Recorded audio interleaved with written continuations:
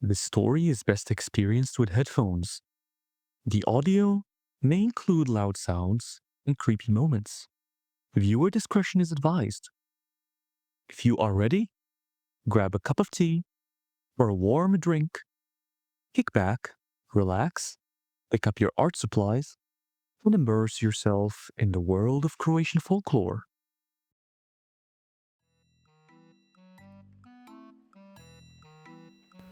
When Damir's wife left, she took the children, all the good coffee mugs, and the ability to find any object in the house on the first try. The last thing she said before closing the door was, "You seriously need help," which was unfair, because Damir had already planned getting help. Eventually. Maybe. The apartment felt odd without her. Damir could never find what he was looking for anymore. As if he had never truly known where they kept things in the first place. It was all so far too quiet, to the point where he caught himself whispering apologies to furniture whenever he bumped into it. The first thing he couldn't find was the can opener. Damir searched everywhere, every drawer, every cupboard, even in the bathroom, as if there were any reasonable explanation for taking it into the shower. There was no luck. And in the end, he opened a can of beans with a knife, cut his finger, and bled slowly into the sink like a man in a very low-budget horror movie. But this was not where Damir's story ended. When he woke up the next morning, the can opener was back. It sat in the middle of the kitchen table, clean, polished, almost as if it was poking fun at him and his failed marriage. Damir frowned at it. "Okay," he said. "Sure." Things escalated after that. His favorite football team was playing that night. He reached out next to him to change the program, but the remote wasn't there. It vanished during the football game. And of course, he found it later tucked into his winter boot. But he had absolutely no idea how it got there. Was he finally losing his mind? His favorite spoon grew slightly more bent with each passing day. His phone charger migrated between rooms, sometimes hanging from the door handles, sometimes hidden beneath couch pillows. Either way, Damir began keeping a list. Things that moved today. Keys, wallet, toothbrush, 3-day streak, lighter. I stopped smoking, but it's still rude. He blamed the stress, because that was the only reason that kept him sane. Divorce stress was famous for this sort of thing, right? Maybe his ex-wife was right, and he truly needed help. Maybe, just maybe, it was finally time for him to book an appointment with a psychiatrist. He reached for his phone to Google psychiatrists in my area. But his phone wasn't there. Damir sighed deeply. "I'll deal with it tomorrow," he muttered, turning over and closing his eyes. And then there was a weird noise. A faint squeaking echoed from above. He was pretty sure it wasn't mice. It was too rhythmic, too expressive. He was refusing to react to it. But then he heard the sound of dragging slippers across the floor. And at that point, he jolted out shouting, "Hey!" The dragon stopped, then resumed, faster. The neighbors started noticing Damir changing. The downstairs neighbors cornered him by the mailbox one evening. "Are you alright? I keep hearing weird sounds at odd hours of the night."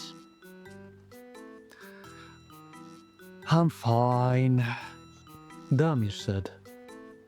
But the deep under eyes were telling another story. The neighbor nodded the way people nod when they don't believe you, but don't want more homework.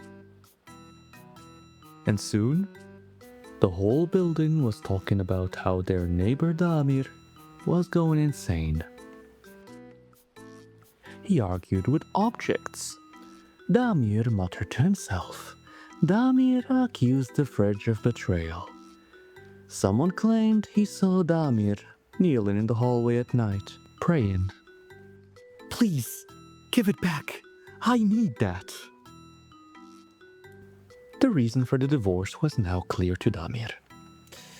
It was him. The worst incident happened on a Sunday. Damir decided to invite his brother over. To watch the football game was his excuse. But he really wanted to prove to himself that nothing strange was happening, and he was sane. He cleaned obsessively, counted everything. He even took pictures of the apartment and where he left things, such as the TV remote, beforehand as evidence. They sat on the couch. The football match played on TV, making the silence slightly more bearable.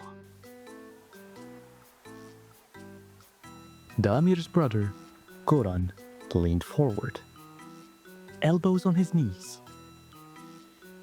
"So," he said, not looking away from the screen, "how are you holding up?" "Fine," Damir said immediately. He bit his lip. He should have waited 2 seconds before replying. "Actually, better than fine." Goran glanced around. The apartment was spotless, unnaturally so. You cleaned?" Damir nodded. "I had time." The match went on. The team played terribly, and at halftime, Damir reached for the remote. It was gone. His heart dropped into his stomach. Slowly, carefully, he looked at the coffee table. Nothing. He checked the couch cushions by tapping his hands, as if not to alert his brother of the strange escape of the TV remote. But Goran noticed. You lost something?" "No," Damir said. "Just, checking." He stood up, probably too fast. "I'll grab the beers." In the kitchen, Damir opened the fridge and found the remote sitting neatly on the middle shelf, right next to the milk. He stared at it, and the fridge hummed innocently. Damir picked up the remote, closed the fridge, and leaned his forehead against the door. "Okay," he whispered. "Okay." When he returned to the living room, he placed the remote on the table with deliberate care. "There it is. There it is," he said. Goran raised an eyebrow. "Was it cold?"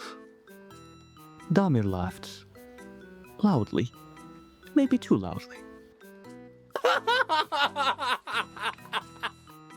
You know how it is. Muscle memory, probably. I put it in there.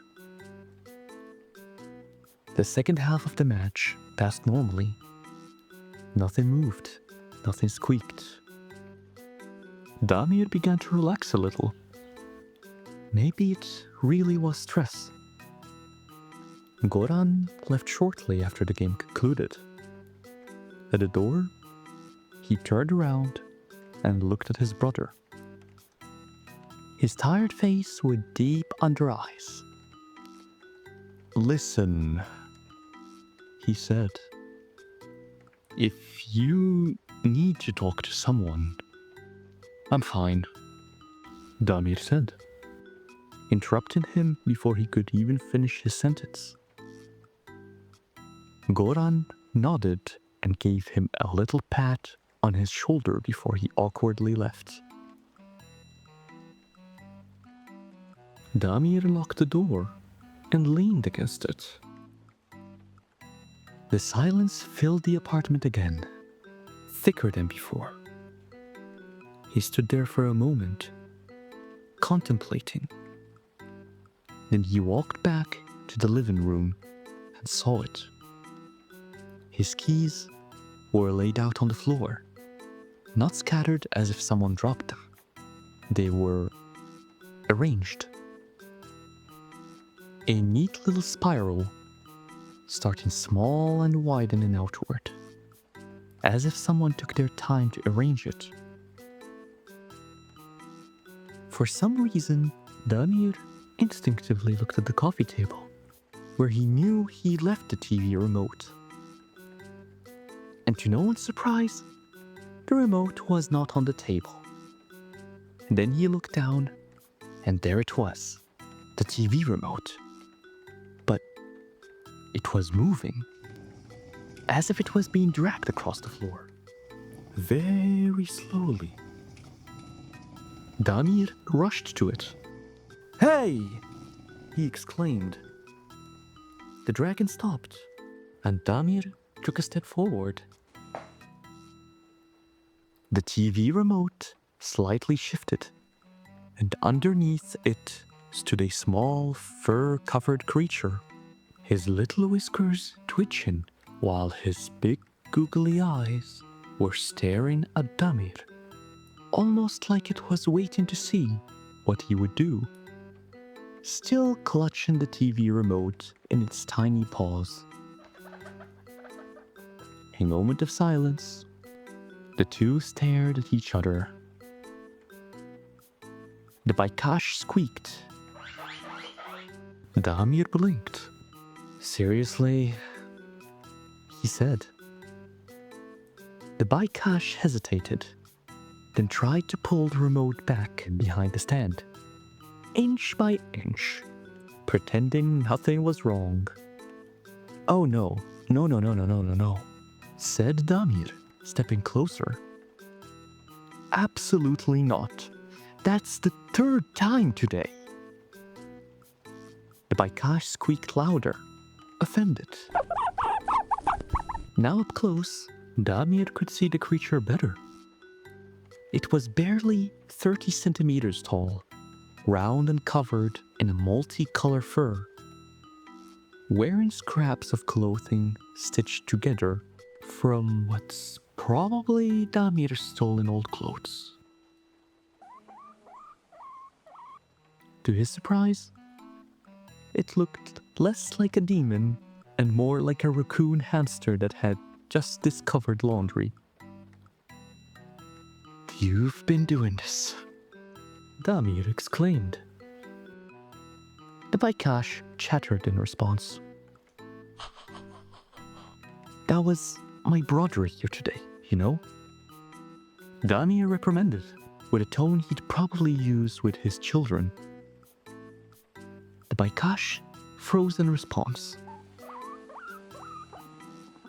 "You almost got me institutionalized," Damir continued, as he stared at the creature.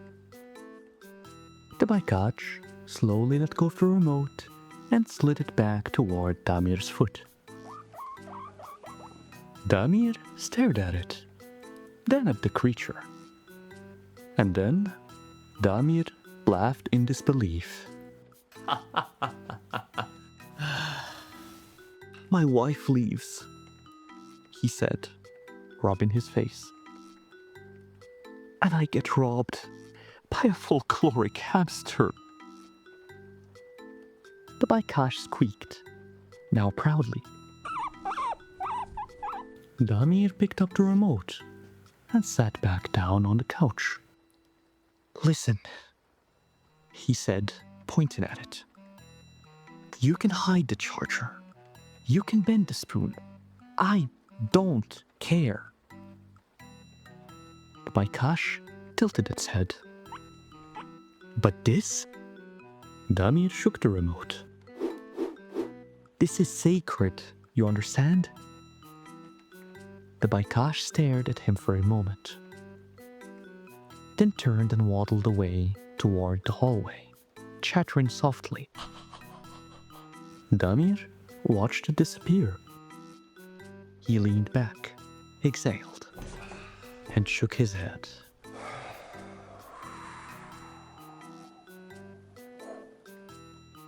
I'm so still booking that psychiatrist appointment, he muttered. From the other room, he could hear now 2 very offended squeaks.